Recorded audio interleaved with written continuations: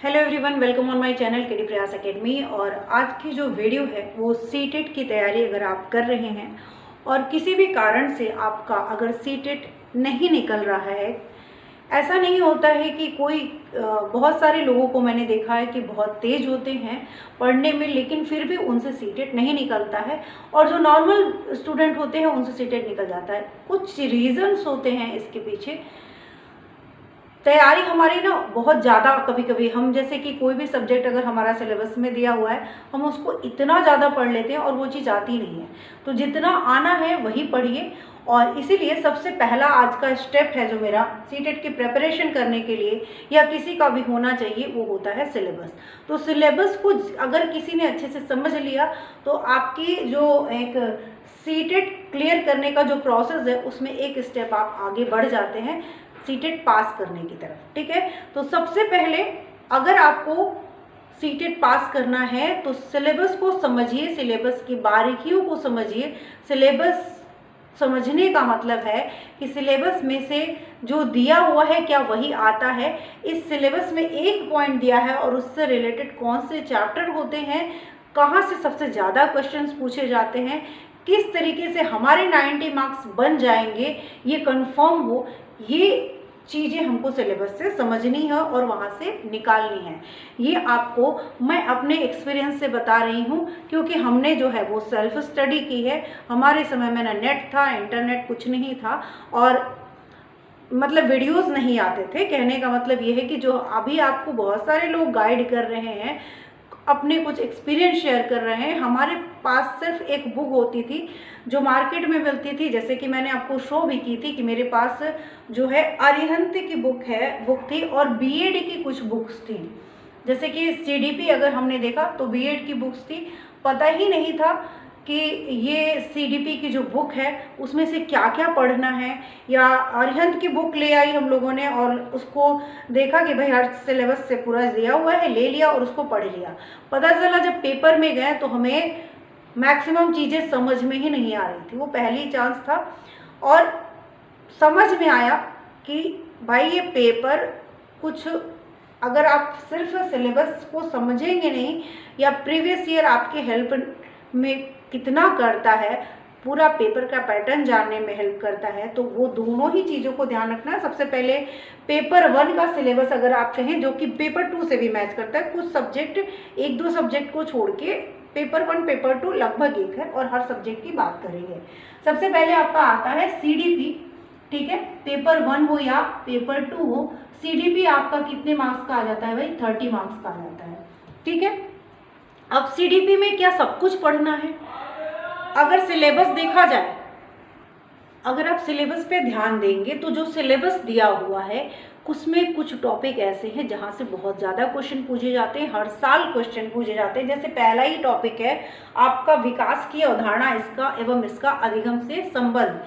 इससे आप समझिए तो 3 से 4 क्वेश्चन यहाँ से आ जाते हैं। ठीक है, 3 से 4 क्वेश्चन मैं इधर कर देती हूँ, इससे 3 से 4 क्वेश्चन टॉपिक 1 से आ जाते हैं आपको। तो ये चीज़ें हैं, इस तरीके से आपको समझना है। और भी टॉपिक हैं जैसे कि आपका हो गया सोशलाइजेशन प्रोसेस यानी सामाजिकरण। ये मैंने जो मैंने बनाया था वहाँ पे टॉपिक नोट करके रखे थे कि कहाँ से आपको ज़्यादा नंबर मिल सकते हैं और किस चीज़ को। ये प्रीवियस ईयर का जब आप 4-5 साल का देखेंगे वहाँ से मैंने बनाया हुआ। तो ये भी मैं आपके साथ शेयर करूँगी कि सीडीपी में कौन कौन से ऐसे टॉपिक हैं जो आपको पढ़ने हैं और कहाँ से आप नंबर गेन कर सकते हैं। जैसे कि आपका पियाजे हुए, कोहलबर्ग हुए, बहुत सारे टॉपिक हैं, और किस टॉपिक पे जनरली आपको अगर प्रीवियस ईयर क्वेश्चन भी देख के चले जाते तो वहाँ से आ जाएंगे। तो ये चीज़ें मैं आपके पास इंपॉर्टेंट, तो यहाँ पे आपको सीडीपी में 30 मार्क्स के पेपर पढ़ने हैं, लेकिन सब कुछ नहीं पढ़ना है, पूरा आपको बीएड नहीं पढ़ना है। जो टॉपिक दिए गए हैं उनमें से भी कुछ इंपॉर्टेंट टॉपिक्स है, वहाँ से आप नंबर गेन कर सकते हैं।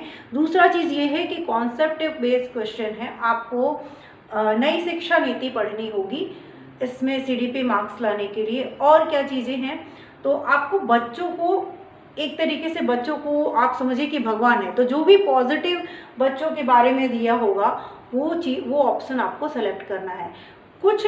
और ये कैसे पता चलेगा कि किस तरीके के क्वेश्चन आते हैं, वो आपको पता चलेगा प्रीवियस ईयर क्वेश्चन से।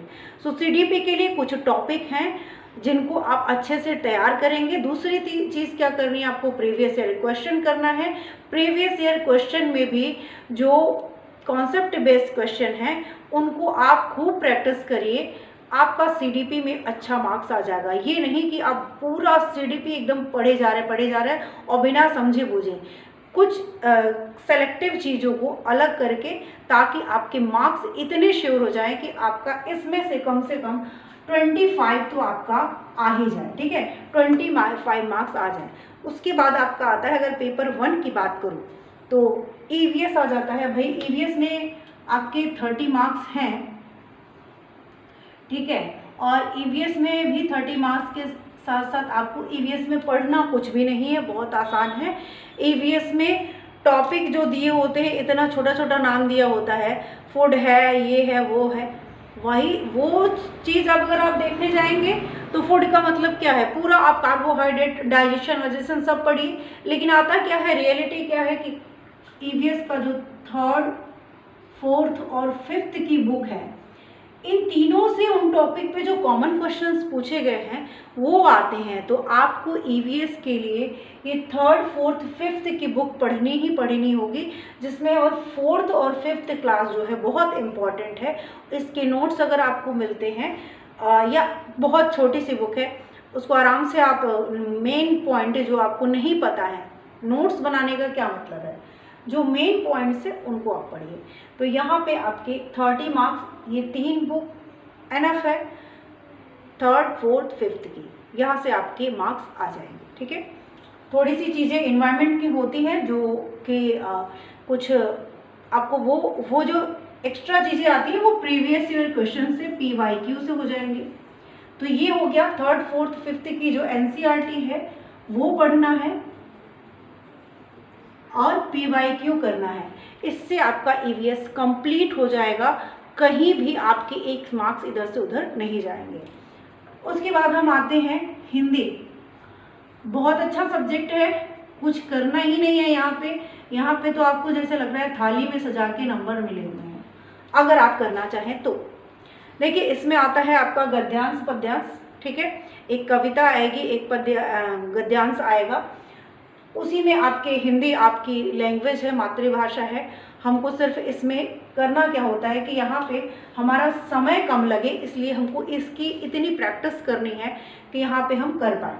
गद्यांश कभी कभी ना बहुत बड़ा आता है, इस पर भी मैं बताऊंगी कि गद्यांश कैसे सॉल्व करना है। तो गद्यांश पद्यांश की प्रैक्टिस करिए, ये इसके लिए सिर्फ है आप PYQ लगाइए। और दूसरी चीज़ है कि इसमें ग्रामर पे बहुत ज़्यादा मत जाइए, बहुत ज़्यादा ग्रामर नहीं आता है। कुछ ऐसे शब्द इसी गद्यांश और पद्यांश से पूछ दिया जाते हैं, जैसे कि इसका विलोम क्या है, इसका ये पर्यायवाची क्या है, प्रत्यय क्या है, उपसर्ग क्या है, बस इससे 4-5 चीज़ों से ज़्यादा चीज़ें नहीं आती। तो इसके लिए आप इसमें नंबर ला सकते हैं, इसकी भी पेडागोजी मैं करा दूँगी, ठीक है। जैसे मैथ्स की पेडागोजी स्टार्ट कर दी है, तो हिंदी के पेडागोजी के लिए PYQ करेंगे, ऑलरेडी समझ में आ जाएगा। दूसरा मैं समझा दूँगी आपको, चैप्टर 6-7 चैप्टर हैं उसके, वो समझ लीजिएगा, तो ये आपका यहाँ पे हो जाएगा। मैथ्स में क्या है भाई, मैथ्स थोड़ा टफ हो जाता है उनके लिए जिनको नहीं आता है। और मैथ्स की बात करूँ तो मैथ्स में कुछ चैप्टर ऐसे होते हैं जो आपके लिए बहुत इजी होते हैं, तो उन चैप्टर्स को कर लीजिए। और मैथ के चैप्टर को अगर मैं देखूँ तो मैथ के चैप्टर क्या है भाई, नंबर सिस्टम है आपका, लघुत्तम समापवर्तक यानी एलसीएम है आपका, वर्गमूल है, फ्रैक्शन है, ये सारे चैप्टर्स तो आप कर ही सकते हैं, इससे भी नंबर आपके निकल जाएंगे। नंबर सिस्टम से बहुत ज़्यादा क्वेश्चन आते हैं, 3-4 नंबर वहाँ से आपको मिल जाएंगे। फिर पेडागोजी मैथ्स की जो है वो मैंने स्टार्ट कर दी है, 6-7 चैप्टर है मुश्किल से, वहाँ से आपके हो जाएंगे। तो ये मैथ्स में भी आप कम से कम 20 मार्क्स जरूर ले आएंगे, ठीक है। तो 20 मार्क्स यहाँ हो गए, इसमें आप ट्राई करिए कि पूरे मार्क्स ले आए।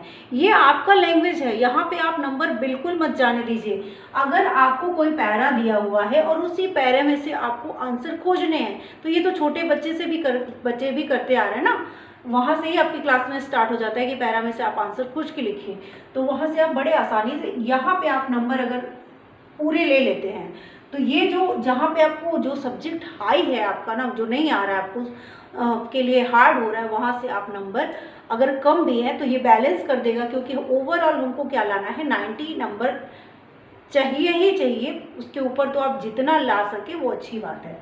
तो मैथ्स में कम से कम 20 लाने के लिए आपको जो मैथ्स पेडागोजी है 15 क्वेश्चन वो उसकी PYQ और उसके कॉन्सेप्ट को समझिए, दूसरा 5 नंबर आप कैसे भी इधर से खींच ही लेंगे। तो हार्ड सब्जेक्ट जो हम कह रहे थे वहाँ से भी तो हमने नंबर ले लिए, तब क्या पेपर सॉल्व नहीं होगा। दूसरा इंग्लिश हो गया, इंग्लिश भी लैंग्वेज बहुत जिनकी हिंदी होती है उनको थोड़ा सा टफ लगता है, तो ऐसा नहीं है, इंग्लिश के पैसेज की प्रैक्टिस करिए। और पेडागोजी जो है वो प्रीवियस ईयर क्वेश्चन करिए, यहाँ से भी नंबर आप कम से कम 20 अगर प्रीवियस ईयर क्वेश्चन करते हैं, और क्लासेस लगातार मैं लेती रहूँगी। पैसेज जो आते हैं वहाँ से भी आप कुछ ना कुछ तो कर ही ले जाएंगे। तो पैसेज सॉल्व करने का जो तरीका है वो अगर आप सीख जाते हैं तो यहाँ पे आप अगर टाइम बचा लेंगे ना, तो आप यहाँ पे टाइम बहुत लगता है। इस CDP वाले सेक्शन में कोई भी आप पेपर दे के आया हो, आप उससे पूछिएगा, यहाँ पे टाइम ज़्यादा लगता है। तो आपको टाइम बचाना है हिंदी में, हो सके तो अगर इंग्लिश की प्रैक्टिस अच्छी हो जाए तो इंग्लिश में। EVS में अगर आपने 3rd 4th 5th की बुक पढ़ रखी है तो आपको यहाँ पे टाइम नहीं लगेगा। ये बहुत ज़्यादा नहीं करते हैं कि जो पेडागोजी वाला थोड़ा सेक्शन होता है वहाँ पे थोड़ा रिलेटेड इन्वायरमेंट से रिलेटेड क्वेश्चन पूछते हैं, यहाँ पे थोड़ा सोचना पड़ता है। लेकिन जैसे हाथी वाला क्वेश्चन है, ठीक है, और सपेरो वाला क्वेश्चन है, वो सब क्वेश्चन फिक्स होते हैं। असम के घर कैसे होते हैं, तो ये सारे चीज़ें जो है ना बहुत फिक्स होती हैं, जो क्वेश्चन रिपीटेड हुए हैं। PYQ में आप जितना अधिक प्रैक्टिस करेंगे EVS के, वहाँ से नंबर आ जाएंगे। तो आई थिंक इतने से आपका हो जाएगा।